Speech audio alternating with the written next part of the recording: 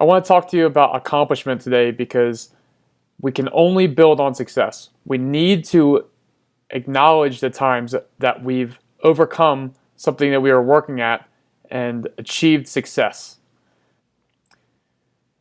We need to give ourselves credit for our accomplishments.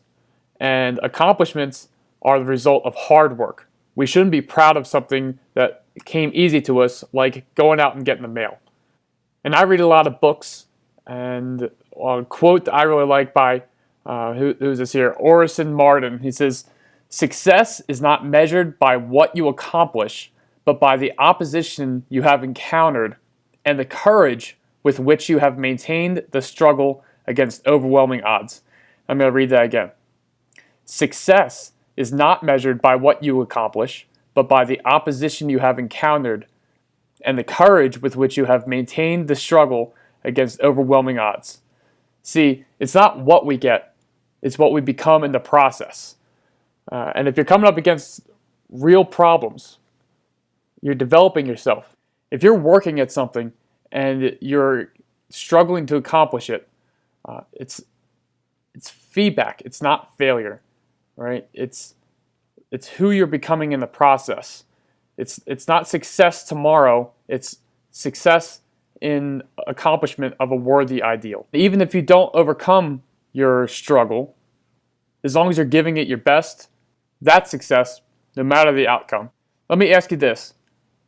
Are you having a hard time overcoming some kind of obstacle right now?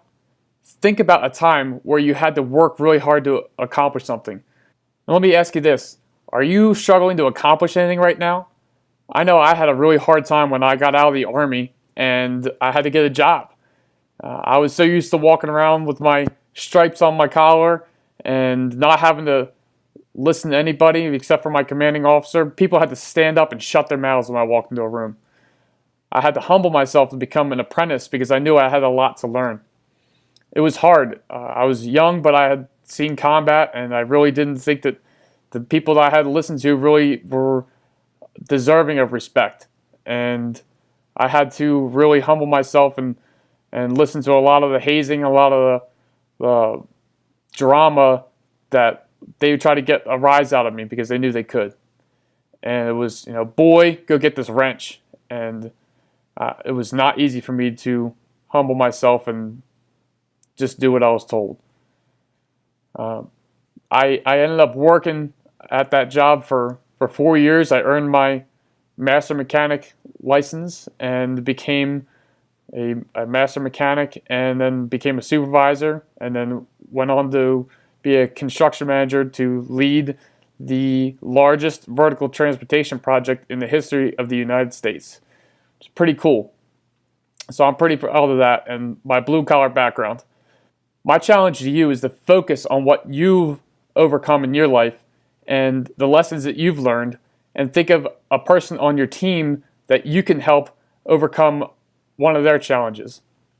Focus on helping other people, and then ask yourself, am I giving this problem I've got everything I've got? Doing your best isn't always good enough. You've got to do what is required to get the job done. But remember, you will appreciate your accomplishments the harder you've had to work for them. All right, so think of someone you can help on your team, and think of a time that you've accomplished something that you've had to really work hard at, and channel that into your next opportunity, this next thing that you're having a hard time with. You have to recognize that you can get better, that you will get better, and you will accomplish it in the long run. And as long as you're curious about helping other people, you're going to make them better in the process as well. So I'll check back in with you tomorrow. Leave a comment below if this resonated with you, and thanks for watching.